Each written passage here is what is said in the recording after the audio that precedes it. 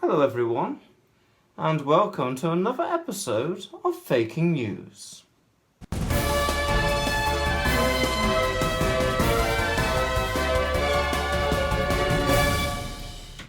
Hello and welcome back everyone to Faking News, the official news channel for Game of Pownes. And we have got a lot of pwnage for you this time, as you have seen from our title, because there will be a debate between Sam Seder and Jesse Lee Peterson.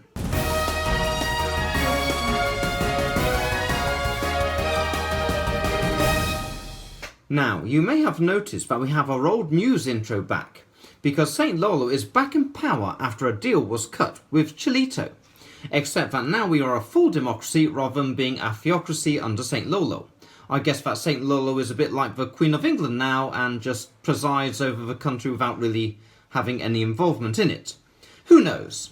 Well, I guess we would know because we are the official news network for Lowland. So really we should be telling you that, shouldn't we? I guess we should really find out and do some journalism.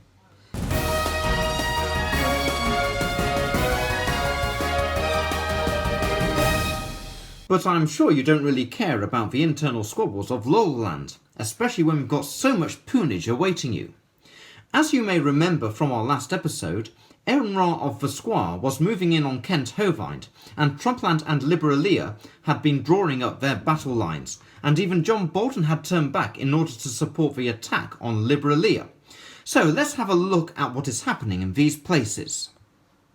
The first place that we shall look at is the northeast, where the war between the Squire and the Broccoli Republic has come to a close. The Squire forces had been closing in on Kent Hovind for quite some time.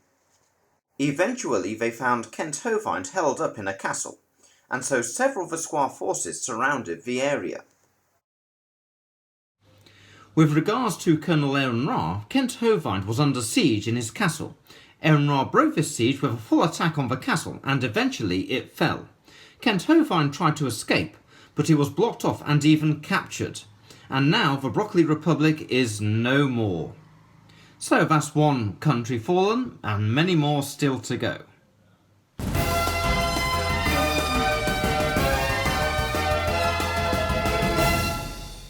Now, looking towards Trumpland and Liberalia, we can see that several attacks have happened.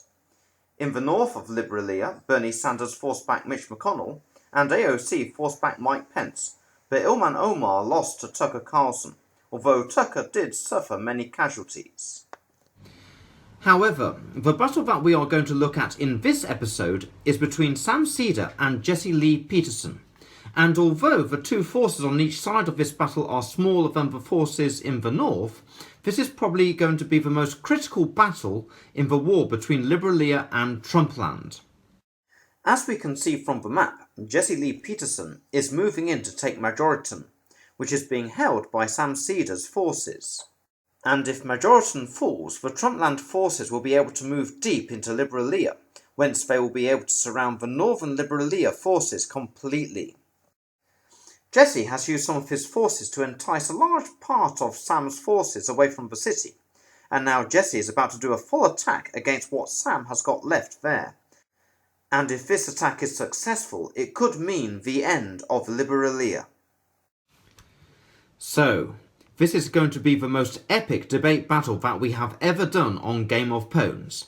So, let's start the intro, and I'll see you on the other side.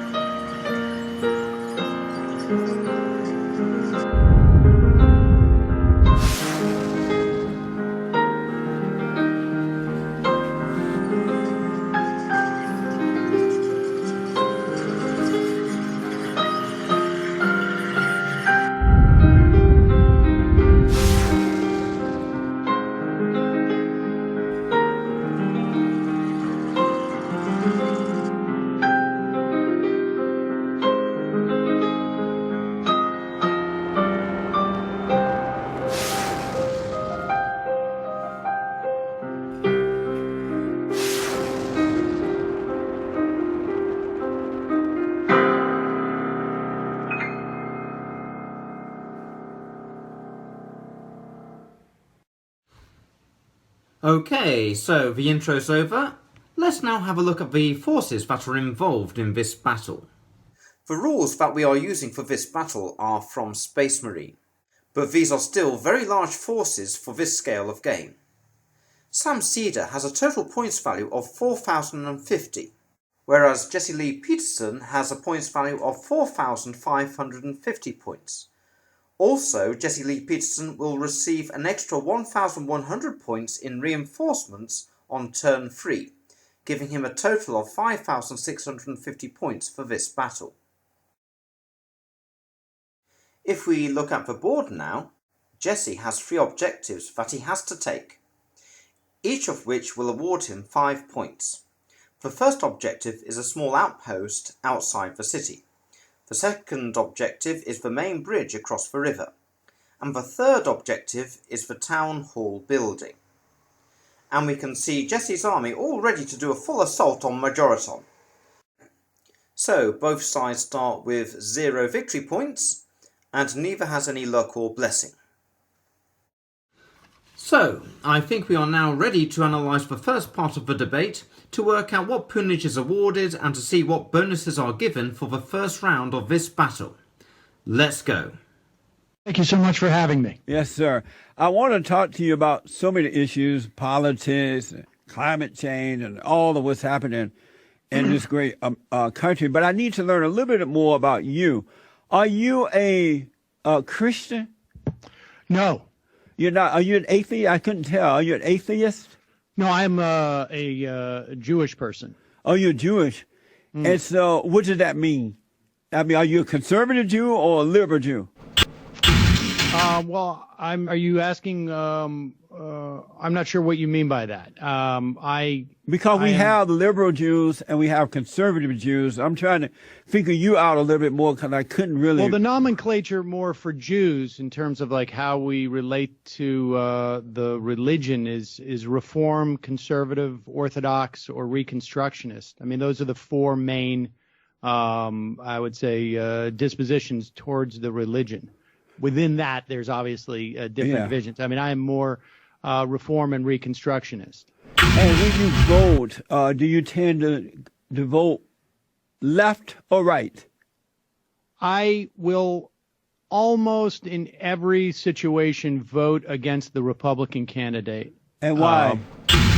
Because I find their policies to be reprehensible. And do you tend to vote for the Democratic candidate? The Democrat candidate? I mean, it depends. In New York State, we have what is known as fusion voting. So I will often vote for the Working Families Party line. Sometimes that's the same, the Democrat. But I mean, I tend to vote to the left. And did you vote for Obama? Did I vote for Obama? Yes. Both times? Both times. Yes. Now you're helping me out here. How about the Great White Hope? Did you vote for him? The Great White Hope? Yes. Andrew Cuomo? Who are you referring to? Donald Trump. The Great White Hope. No, I didn't. Okay, vote for, so Donald Trump. And why not? Oh, he's horrible. In what way? Well, I mean, really, in almost every way. There is. He's enormously incompetent. I mean, I think that's been quite clear. In what way is he incompetent? Give me an example of him being incompetent. Well, I mean, you're aware of the literally dozens of indictments that now his top people in his campaign were found guilty of criminal violations. I mean, you have multiple of his literally right-hand man who are going to jail. To me, that's incompetent. But that has nothing to do with him. Well, Jesse, I mean, if you're a producer, I mean, everyone you hired in your studio was sent to jail, that would actually make me think maybe Jesse's not so great at hiring people. But unless you're looking to hire criminals. Do you tell your boss all your bad behaviors of the past? Well, I don't have a when you were interviewed, did you tell your boss all of your bad behaviors? I don't have a boss. So how can you hold the president for that? Do you hire people? Do I hire party? Yes. And do you ask them every detail of their lives or their past lives or all that? I make sure that everything they're doing professionally that in any way touches my business. But do you ask hire them? them? Yeah, well, like I'm saying, Jesse, I make sure that they have the most amount of integrity and ethics in the course of what their work is here, and I scrutinize it. Yes, that's part of my job as a manager. I mean, in fact, I take a lot of pride in the fact that the people who work for me are ethical and have high integrity and are competent. I mean, that is a measure of how I measure my own competence. So you ask men and women everything about their past before you hire them. I ask them about what they're doing within this office, and certainly, of course, I examine their past before I hire them. I mean, what boss wouldn't do that? And do you think they tell you the truth about themselves? I think that part of my skill set should be able to assess when people are being truthful with me, yes. Give me something. And that is the end of the first part of the debate. Jesse Lee was attacking with plenty of pwnage, but Sam was able to defend against all of it, and also he hit back with some counter-pwnage that Jesse Lee didn't even bother to defend against. Jesse seemed more intent on giving pwnage than defending his position. So, as a result, Sam's army has gained bonuses of +1 to hit rolls, -1 to save modifiers, and +1 to armor saves for this round. Sam Seder won the dice roll for who moves first for this round. And now, orders are given. And now movement, and Sam's tanks rumble forwards from the confines of the city, and his fast attack units race towards the bridge to defend it.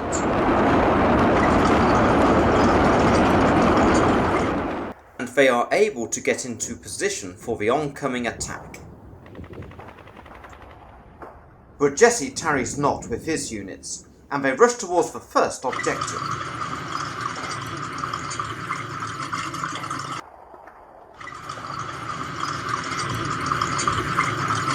And it looks as though Jesse Lee has high hopes for this round, as his troops have moved confidently forwards. And now, units on first fire orders shoot.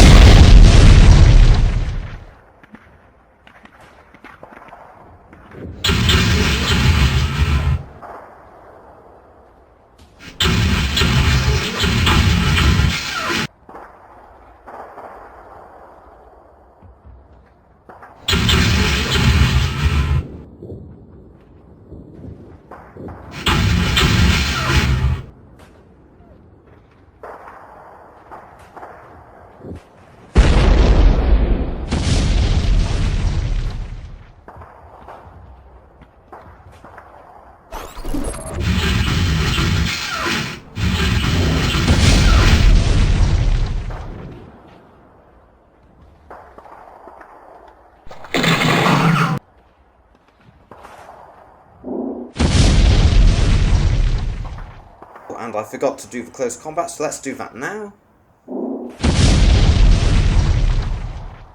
And at the end of the turn, we roll for the vortex, and oh dear.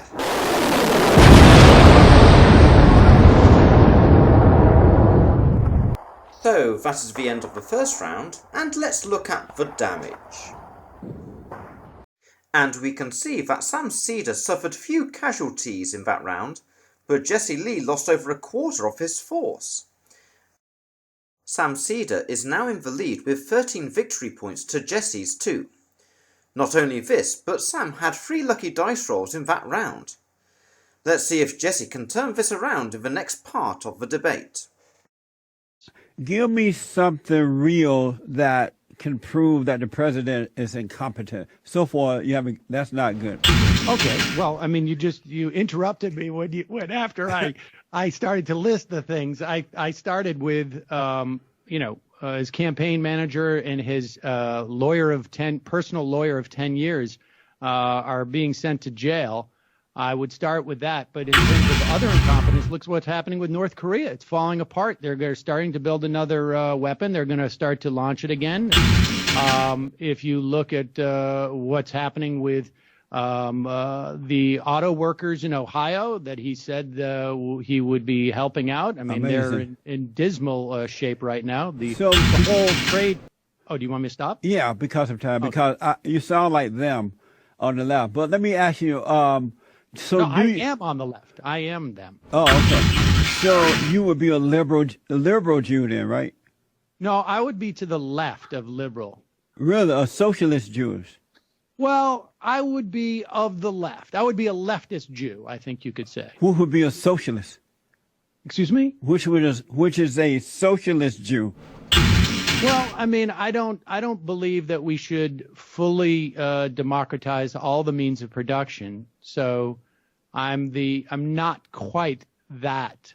But I'm not. If it makes you feel more comfortable saying that, I'm perfectly comfortable with you saying that. So, Well, we had to stop that round early because of all the pwnage mounting against Jesse that would have taken us off the scale.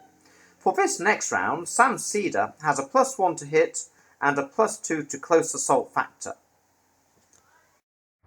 In this round, Sam moves first again, and most of his troops are on first fire this time. Jesse Lee needs to advance to get to the bridge, and the units in close combat are also paired up. Sam Seder's fast attack units advance.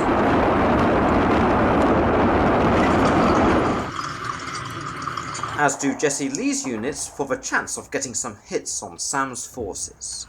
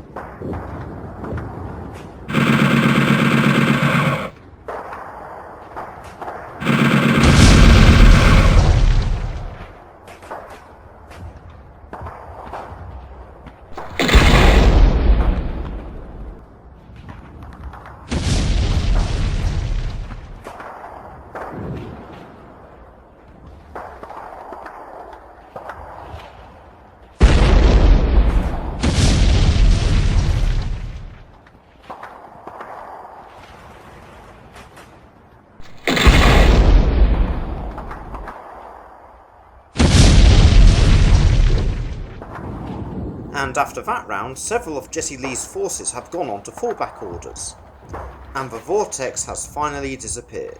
You can still see from the map that Jesse Lee has a lot of obstacles to overcome before he can get to his first objective. So let's now have a look at the damage. Jesse Lee did a little bit more damage that time compared to how much damage Sam Seder did on him, but still Jesse Lee did suffer a lot of damage. However, in the next round, Jesse Lee will be relieved by reinforcements. But looking at the scores now, we can see that Sam Seder has more than 3 times the amount of victory points as Jesse Lee has, even though Jesse Lee had 3 blessings during that round. So, let's carry on with the rest of the debate. So, Sam, I don't quite understand. Do you believe in God or not? I'm black and I'm slow, so forgive me.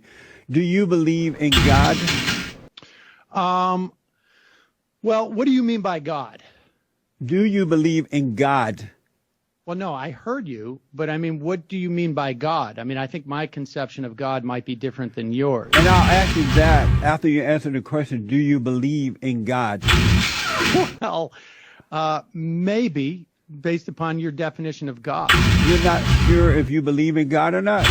Well, I'm not sure if you and I share the same definition of God, so I'm not sure that the question makes as much sense. Oh, so you're not going to answer that question. And what's your... I mean, if it's really important, I can explain to you what my sense is of God. Yeah, I'm going to ask you that. I perceive God as the totality of humanity and the totality of living of the living material world. And in that sense, I believe that we owe those totalities respect. So I try and live my life in a way that shows respect for humanity and for the planet and the ecology and the environment. So does that answer it sufficiently? I mean, I'm just seeing how I'm looking for how you see things. So if that's what you see, then I understand that. Okay. I want to ask, was North Korea under control by any other president prior to the Great White Hope? No. And so he is the Great White Hope is no worse than Obama and the rest of them, right? In that regard, I mean, to be fair, and I had a lot of problems with Obama. To be fair, Obama never took a trip to Vietnam to get stood up at the altar. And to me, that shows a weakness and an incompetence that I think over time is going to create real problems for this country. Why did you? And that is the end of the debate part of round 3. And Jesse did very poorly. With 2 facepalms, he has a -2 to CAF and a -1 to armor save rolls. And Sam has a +1 to save rolls and a +1 to hit from his defense pwnage and his counter pwnage. Let's hope that Jesse does better in the battle part of round 3. However, there is hope for Jesse, as this is the turn when his reinforcements arrive. And he gets to move first this round. So we start with movement, firstly with some of Jesse's troops running away.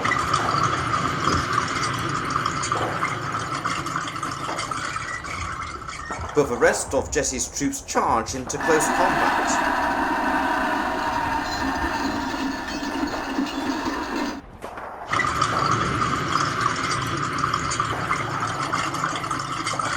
And Sam moves his troops forward into close combat to counter. Now the troops who were charged but were on first fire orders, fire.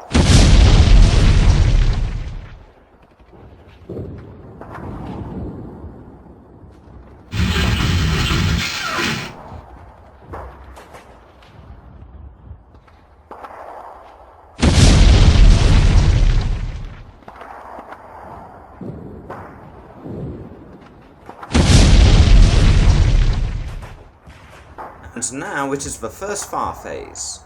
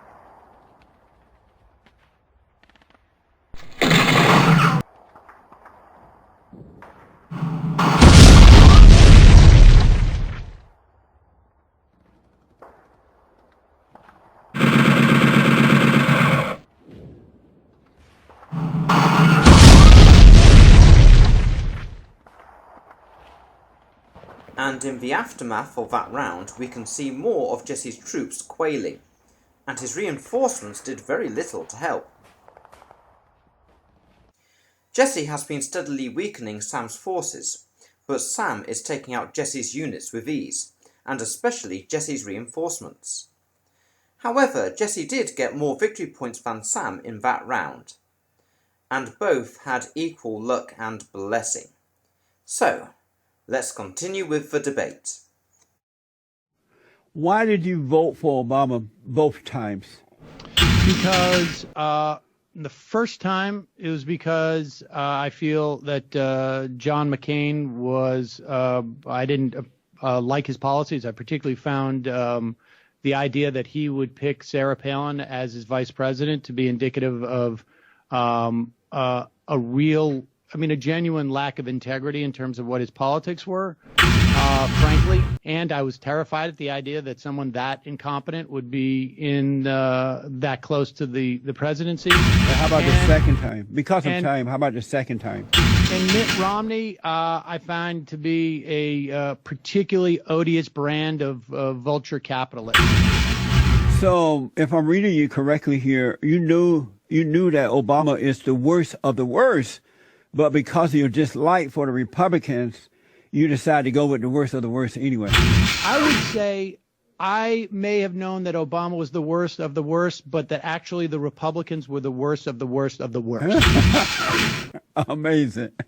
Thank you. So, Sam, I want to ask about this college admission scandal. What do you think about that? I mean, I think it's sort of indicative of a lot of problems that we have in this country. That wealth inequality creates this dynamic where people, even in the tippity top, feel this undue pressure to excel and to have status. And they have the ability to have that much income where they can actually expend it in such a way that breaks the rules. I mean, I think that's a pretty apt metaphor for what's going on. Of course, the president is very much like that as well. But, so I think it's a metaphor for some of the problems that we have in this society. And another part of the debate is done, with Sam defending his position well, and sneaking in a quick bit of pwnage about Trump at the end, right past Jesse's guard. And it hit hard. If we look at this in slow motion, we can see Jesse pull a poon face, which according to our experts show that he is deeply pooned. So, Sam gets +1 to hit for this next round, round 4. Orders are given for this round, and Jesse Lee gets to move first again, and he has an opportunity to take his first objective. His hovercraft move across the water towards the bridge.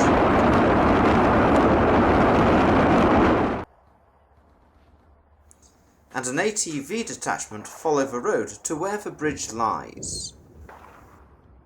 and his Fadic ninjas take the bridge. And Sam moves his tactical marines in to attack Jesse Lee's quailing forces.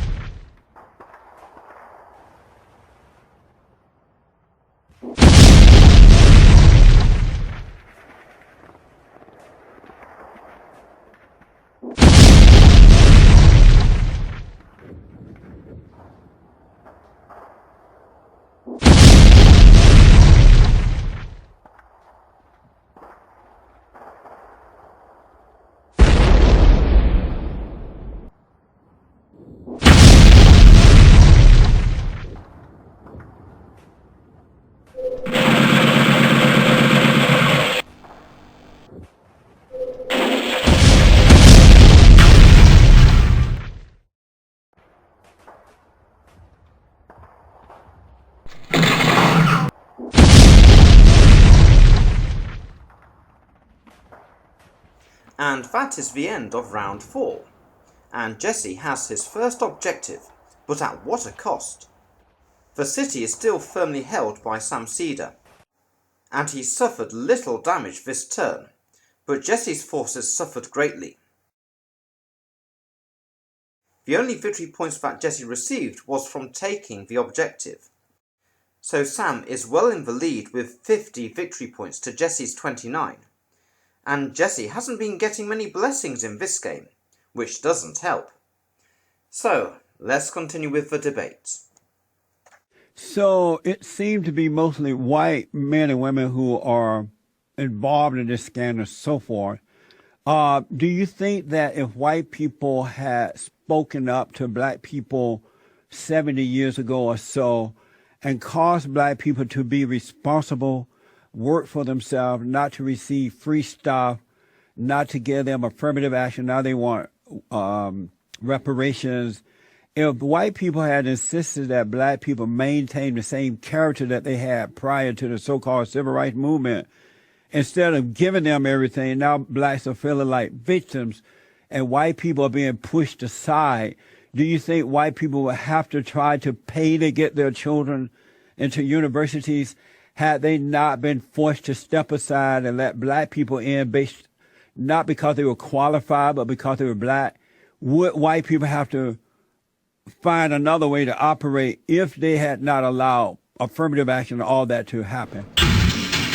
So Jesse, if I understand your point, and I almost totally sure I don't, you're saying that these people who bought their way onto the crew team had to buy their way on the crew team because of all the black people on the crew team or something like that? Well, what I'm saying, I'm not following. What I'm saying is because black people and now the illegal aliens and Mexicans are allowed to get into these universities, especially the blacks, based on color and not qualification. Let me just finish the question for you.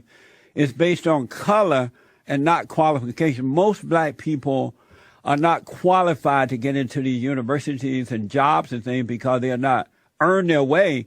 White people are earning their way, but their kids and others are pushed to the side and not allowed to get in because they're white to let blacks in. If that was not happening, would white people have to find other ways to get into universities and jobs? Well, aside from not agreeing with the premise of what you're saying, even if I did, what you're saying is ludicrous. In what way? Well, first of all, you'd have to be arguing that these people who had to pay millions of dollars and had to Photoshop their kids' faces on the bodies of athletes were somehow otherwise qualified for university.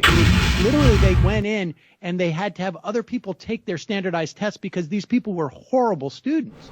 So even if I accepted the ludicrous premise that somehow undocumented immigrants are taking up all and the black spots people, and black, elite, you can say black, and black too. people that are taking up all the spots at elite universities, even if I was to accept that premise, which I don't, the idea that these people would otherwise make it into these colleges is just absurd.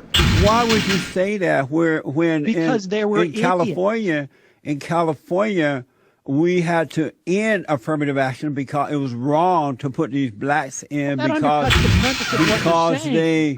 Jesse. But they're still doing it though. They're still doing it, Sam. Let's end it. And they're still doing it. And if you look around, most black people, all black people in these universities and these jobs are not qualified. In the meantime, they're there because of their color, to the point that even the Asians had to file lawsuits in order to get in because they were letting the blacks in, not because of qualification, but because of their color. Is that right for that to happen to whites and Asians? Well, I mean, I don't know what you mean, but do I have a problem with affirmative action? In other words, do I have a problem with programs that allow legacy students in that may give kids from rural communities or other schools legs up, or kids from urban communities legs up? I mean, I haven't gone to a university like that myself, or a college. Do you have a problem with white people being pushed aside because of their whiteness to let Asians and blacks and others in, even though in many cases they're not qualified? Do you have a problem with white people being discriminated against based on color? In certain circumstances, absolutely not. Why not?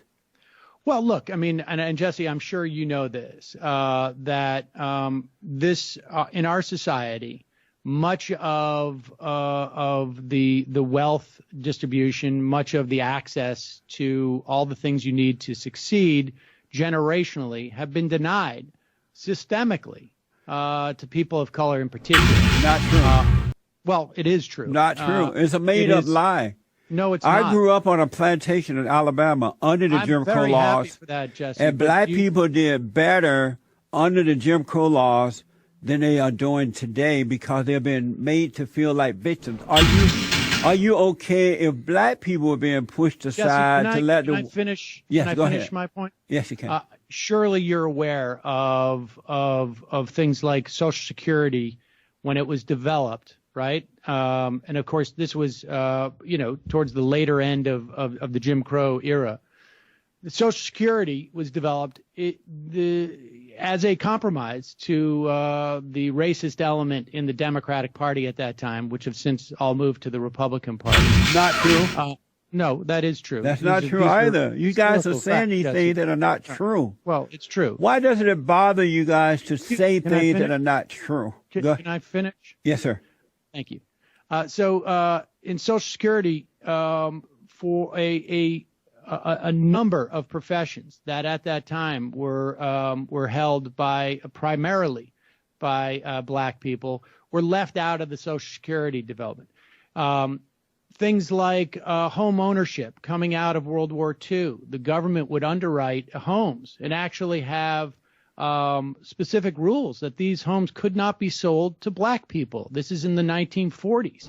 And as you know, Jesse, the biggest driver of wealth in this country is home ownership. And so if I systemically deny a segment of the population the ability to develop that home ownership and to develop that wealth, that's going to resonate for years and years to come, decades and decades. But no, that's not true, man.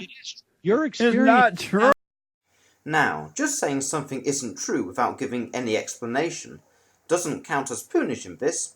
So overall, after that part of the debate, Sam successfully got 2 poons through Jesse's guard, giving him a +1 to all his hit rolls for this next round.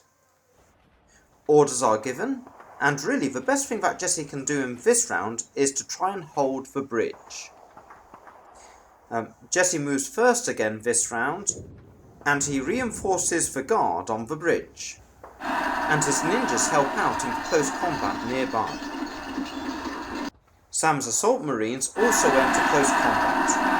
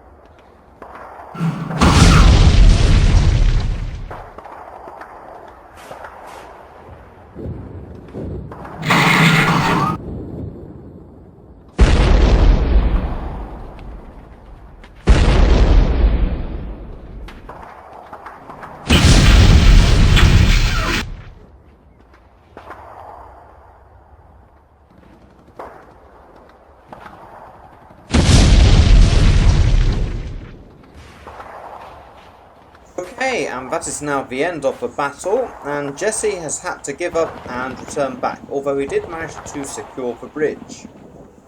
If we look at the damage, we see that Sam Seder suffered a little more damage, but Jesse Lee Peterson suffered an awful lot, and this is a bad day for his army. And with regards to victory points, Sam Seder had 57 and Jesse only had 29. Although there wasn't much luck and blessings in that game, Sam Seder actually had more luck than Jesse. Okay, well that is the end of that debate battle, and what an epic battle it was. We can see that Sam Seder has managed to hold out against Jesse Lee Peterson, and he has given some hope to Liberalia in their fight against Trumpland. So I think that's all we have for you for this episode. But keep watching our channel, because next episode we hope to report on Greta Thunberg, who is going to be doing an attack on Trumpland in order to avenge Brian Cox. Yes, the Green New Deal is on its way, so let's see what happens there. So that's all from me for now, and goodbye, and hope to see you next time. Okay, bye.